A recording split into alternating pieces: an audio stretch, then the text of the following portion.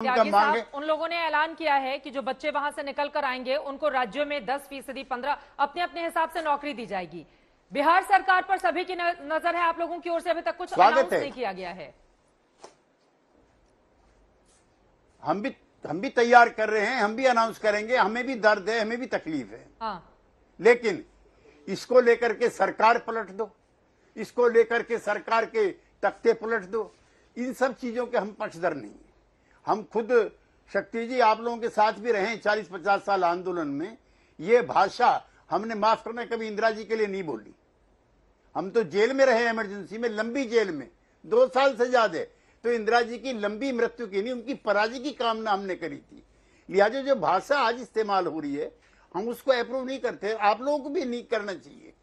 जो मेरे मित्र सुबोध कांत साहब जी और हम दोनों जनता पार्टी जनता दल में रहे हैं और वो स्टेट होम मिनिस्टर रह चुके हैं इस देश के, और मुफ्ती जी के इस्तीफे के बाद बाकायदा फुल फ्लैज होम मिनिस्टर रह चुके हैं।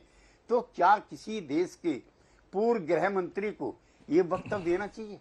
बिल्कुल, सार्वजनिक तौर पर, बिल्कुल, वो भी देश के प्रधानमंत्री के बारे में।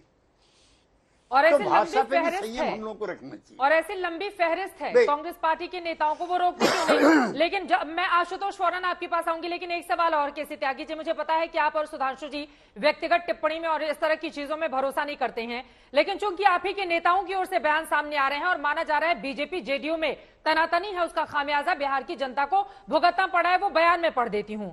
संजय जायसवाल जो कि बीजेपी प्रदेश अध्यक्ष हैं, उन्होंने कहा है सर बीजेपी नेताओं को टारगेट किया जा रहा है और अगर ऐसी स्थिति रही तो यह ठीक नहीं होगा। वो चेतावनी देते हैं, सरकार पर निशाना साधते हैं। उसके बाद आपके ललन सिंह की ओर से जेडीयू का बयान सामने आता है, नीतीश अच्छे से चला रहे हैं और ये संजय जायसवाल अपना मानसिक संतुलन खो बैठे हैं। आगे भी बहुत सारी बातें उनकी ओर से कही जाती हैं। संजय जायसवाल की ओर से फिर उस पर पलटवार किया जाता है। तो आप ही के नेताओं में बिहार में अगर इस तरह की स्थिति बनी रहेगी, आप आम लोगों को कैसे समझाएंगे? नेशनल टीवी पर बैठकर तो आप लोग आराम से कह रहे हैं कि कोई दिक्कत नहीं है, सब सुलझा लिया गया, ये वो, लेकिन आप अपने प्रदेश के नेताओं को तो देखिए, उनके भीतर किस तरह की जुबानी जंग चल रही है। केसी त्यागी साहब, देखिए, ये संजय जायसवाल जी का जो वक्तव्य था वो जिस शैली में था उससे लगता था जैसे बीजेपी के नेताओं को निशाना बनाया जा रहा है और पुलिस जैसे सक्षमता के साथ काम नहीं कर रही है। उस पर उनका बयान था। आज सब लोगों के फिर मेल मिलाप के बयान आ चुके हैं, सब चीज बिल्कुल ठीक है। और मैंने फिर आपसे कहा, और सुधांशु जी गवाह हैं इस बात के, हम कई सवालों पे लोकसभा में विरोध करते हैं। हम एक पार्टी नहीं है, हम एक विचार की भी पार्टी नहीं है। We are the party of different political ideology. वो अपने रूट्स की ओर जाते हैं, हम अपने रूट्स की ओर जाते हैं, लेकिन गुड गवर्नेंस ऑन बिहार, इन बिहार के सवाल पर हम ऐसे हैं जैसे फेविकोल से चिपक जाते हैं। 2004 से हम दोनों पार्टियां फेविकोल से चिपकी हुई हैं और वहां के विकास के लिए, वहां गुड गवर्नेंस के लिए, रूल ऑफ लॉ के लिए हम निरंतर प्रयासरत रहते हैं। छोटी मोटी चीजें होती हैं, उसको हमारे और सुधांशु जी के मन में कोई खराबी नहीं है। दूसरा चित्रा जी मैं ये कहना चाहता हूँ, हाँ, ठीक है। अब मैं जरा आशुतोष वर्मा जी की टिप्पणी ले लेती हूँ, बहुत देर से हमारे साथ कुछ समय के लिए आया था। जी जी, ठीक है। लेकिन अभी भी नजर टिकी हुई आरजेडी की कि आप लोगों की जो खटपट चल रही है उसका फायदा उसको मिल सकता है। लेकिन आशुतोष वर्मा, मैं सीधे आपके पास आते हुए, अब तो सेना की ओर से ही कह दिया गया है योजना वापस नहीं होगी, तो क्या ये माना जाए कि अब वक्त आ गया है जब छात्रों को हम समझाएं कि भैया तैयारी करो आगे की, उपद्रव या इस तरह की हिंसा में इन्वॉल्व मत हो वरना आपका ही नुकसान हो सकता है, और विपक्ष की भी भूमिका इसमें बड़ी होनी चाहिए? आशुतोष वर्मा जी। चित्रा जी, देखिए, विपक्ष की भूमिका हर समय रहती है और पिछले 8 सालों में इस देश में जो भी हो रहा है उसके पीछे विपक्ष का नाम लिया जा रहा है। और आज भी आप पूछ रहे हैं विपक्ष समझाता क्यों नहीं है।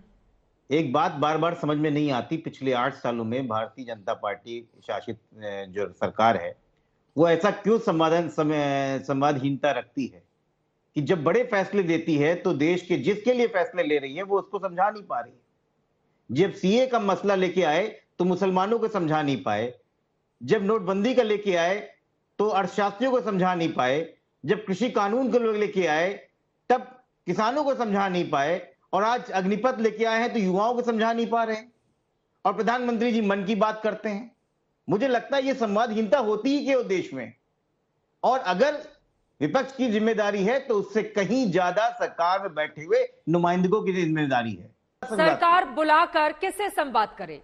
भारत बंद का नेतृत्व किसने किया है जिसको बुलाकर उसको समझाया जाए कि भैया आप शांति रखिए, ये फायदे में है, ये नुकसान में है, या उनके सुझावों को शामिल किया जाए? बताता हूं। हाँ। देखिए चित्रा जी, जब भारतीय जनता पार्टी चुनाव लड़ती है तो पन्ना प्रमुख तक बनाती है। इनके पास 543 सांसदों में सबसे ज्यादा सांसद इनके पास में है, सबसे ज्यादा राज्यसभा सांसद हैं। क्यों ऐसी जरूरत पड़ी कि इनको 3 सेना अध्यक्षों को प्रेस वार्ता करनी पड़ गई? भारत के इतिहास में पहली बार ऐसा हुआ कि डिफेंस मामले में सरकार को हटके, पीछे से हटके सेना अध्यक्षों को संवाद करने पड़ के एक्सप्लेनेशन देना पड़ता है। ये अपने आप में बहुत ज्यादा शर्मिंदगी है। हमारे देश में ऐसी स्थितियां आने की नौबत क्यों आती है? और भारतीय जनता पार्टी के नेताओं से पहले यह पूछा जाए कि यह आपने रोजगार के लिए किया है या सेना के लिए? आप ही के साथ बैठे हुए भारतीय जनता पार्टी के प्रवक्ता ने कुछ दिन पहले यहां पे ताल ठोक ठोक के बोला था कि कौन है जो 17 साल में नौकरी देता है, कौन है जो 17 साल में नौकरी देता है? हम दे रहे हैं। आज कह रहे हैं सेना नौकरी के लिए नहीं है। तो पहले अपने वक्तव्य सही करिए। सेना को आपने एम्प्लॉयमेंट एक्सचेंज प्रोग्राम बना रखा है। सेना में जो अदम्य वीर और साहस की बात होती थी वो कहां चली गई? 4 साल की कॉन्ट्रेक्चुअल नौकरी करवा रहे हैं आप। 4 साल क्यों करा? देखिए, आपकी स्कीम की विरोध नहीं है, आपकी मंशाओं पे विरोध है। अगर इसी स्कीम को बच्चे कह क्या रही हैं कि हमको कम से कम 15 साल के लिए कर दो। अरे 15 साल नहीं, 5 साल कर दो। 4 साल की हाइपोथेसिस कहां से लेके आए? उसके पीछे बहुत बड़ा खेल है। ये चाहते नहीं है कि 4 साल से ऊपर नौकरी हो पाए। 5 साल हो जाता तो क्या हो जाता? 5 साल बिल्कुल हो जाता तो क्या हो जाता? बताता हूं। सेना के अंदर अगर आप 15 साल तक नौकरी करते हैं तो आप पेंशनेबल पूर्व सैनिक होते हैं। ठीक है। और अगर 5 साल करते हैं तो आपको पूर्व सैनिक लगाने का आपको अधिकार मिलता है। और जिसके साथ 3 अधिकार आपको और मिलते हैं। पहला, अगर आप 5 साल की नौकरी कर लेते हैं तो आपको ग्रेजुएटी का अधिकार मिलता है, जो कि साफ साफ इन्होंने मना कर दिया कि ग्रेजुएटी नहीं देंगे। मतलब आप ये कह रहे हैं कि पैसा बचाने का तरीका अख्तियार कर लिया है, या पैसा नहीं है सरकार के पास, लेकिन दूसरी तरफ से वो कान पकड़ रही है। सुधांशु जी, आप इसका जवाब दीजिएगा, लेकिन 2 लाइन में जल्दी से आशुतोष जी। अरे भारत बंद में, एक सेकेंड सर, वो किसको बुलाए सरकार? उनको तो भेजिए आप। किसको बुलाए सरकार और बातचीत करे? नहीं, किसको बुलाए सरकार? क्यों ये सांसद विधायक जी किसके लिए चुने गए हैं? अरे सांसद विधायक अपने ही सांसद विधायकों को बुलाकर बात करेगी, आम जनता कैसे सुनेगी? वो कहेगी कि किसको बुलाए? विपक्षी दलों को बुलाए, विपक्षी दलों को बुलाए।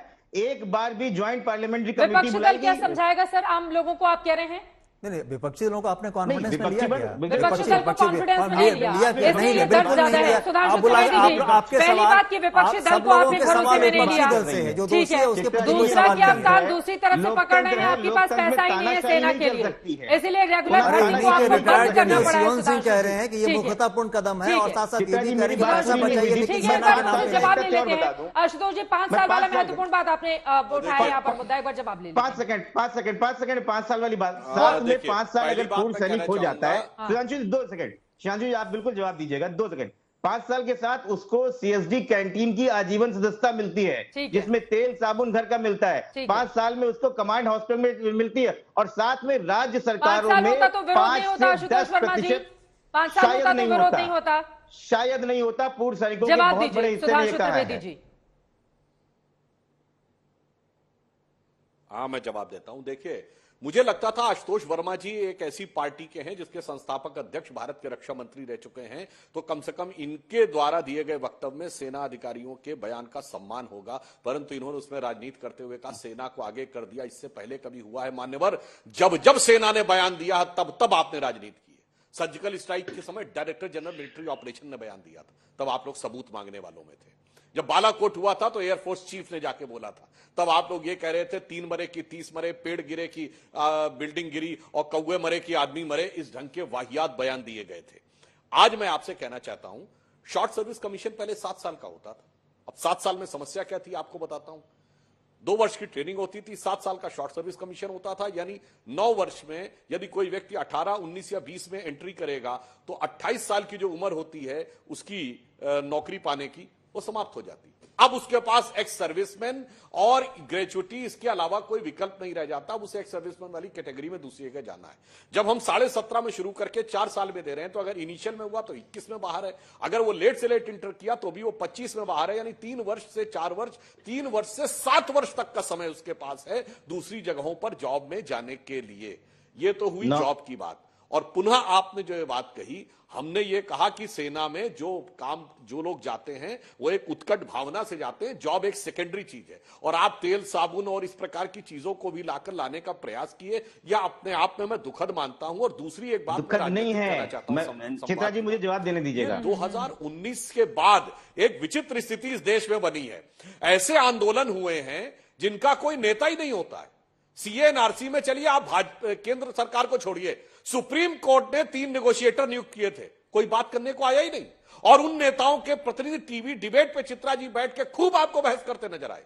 किसान आंदोलनों में भी प्रतिनिधि नजर आए। जब बात करनी हो तो ये हम तो सब हैं, आके बात नहीं होगी। आज यहां पर भी वही नजर आ रहा है। इससे नजर आता है कि स्वतः स्फूर्त हैं या कहीं के द्वारा इनके अंदर उपद्रव की आपूर्ति की जा रही है, और इस कारण से इस प्रकार के आंदोलन हो रहे हैं। मान्यवर, इसलिए हम आपसे कहना चाहते हैं कि जो आप संवाद की बात करते हैं, संवाद तब होता है जब संवाद करने के बारे में विचार रखा जाए या इच्छा रखा जाए। यदि सेना का सम्मान रखते हैं तो मैं अभी आपसे ईमानदारी से कहता हूं, कम से कम पूर्ववर्ती बयानों के लिए माफी मांग ली जाए आज। जिन्होंने ये कहा था कि हमने सर्जिकल स्ट्राइक और बालाकोट के ऊपर हमने जो बयान दिए थे, सेना अध्यक्ष को सड़क छाप गुंडा कहा था, जिन्होंने कहा था आर्म फोर्स स्पेशल एक्ट समाप्त कर देना चाहिए, आतंकवाद के मुकदमे चलने चाहिए इनके ऊपर, ये सब कुछ विड्रॉ कर लीजिए, तब हम माने ईमानदारी। देना होगा तो क्या देंगे, क्योंकि अब तो साफ हो चुका है, सेना ने ही कह दिया है नहीं वापस होगी स्कीम। क्या सुझाव मैं बार बार कह रहा हूं कि भारतीय जनता पार्टी द्वारा शासित सरकार सिर्फ आदेश थोपित करती है और वो एक बार भी सुझाव लेने को तैयार नहीं। ये कभी भी सजाने, चाहे उन्होंने कृषि कानून की बात हो, चाहे नोटबंदी की बात हो, चाहे आधार की हो, चाहे लैंड एक्विजिशन हो, ये बात नहीं करते। अभी वक्त की कमी है ना, एक सुझाव क्या देंगे? बताया कि नहीं, सुझाव ये है कि इस पे एक पुनर्विचार आप बैठिए, एक बैठक कराइए, सारे ज्वाइंट पार्लियामेंट कमेटी बनाइए और सुझाव लीजिए। क्या आप सहमत हैं केसी त्यागी जी से? बात है। हाँ, केसी त्यागी साहब, क्या आप सहमत हैं कि पुनर्विचार करते हुए बहुत सारी ऐसी जरूरतें हैं मैं जिसको इन्वॉल्व किया जाना चाहिए छात्रों के मद्देनजर? चित्रा जी, मैं अपने प्रारंभिक संबोधन में जो मैं कहा था, मैं उसी पर हूं। हमने इस कानून को वापस लेने की कभी हिमायत नहीं की। यद्यपि जो गिरवांसीज हैं उस पर सरकार को खुले दिमाग से वार्ता करनी चाहिए, क्योंकि बहुत सारी चीज मैंने आपको बताई। मैं तो 1 दर्जन और भी लिख करके लाया हूं जो मैं किसी समय पर सुझाव में दूंगा, लेकिन संवादहीनता नहीं होनी चाहिए। वो लोकतंत्र के लिए अच्छा शुभ लक्षण नहीं है। और मुझे प्रसन्नता है कि सरकार जब भी आरोप लगे हैं उसने इन सवालों के जवाब दिए हैं। चाहे वो लैंड एक्विजिशन एक्ट था, चाहे 3 कृषि कानून थे, चाहे और भी सवाल थे। लिहाजा ये संवादहीनता नहीं बनेगी, ऐसा मेरा विश्वास है।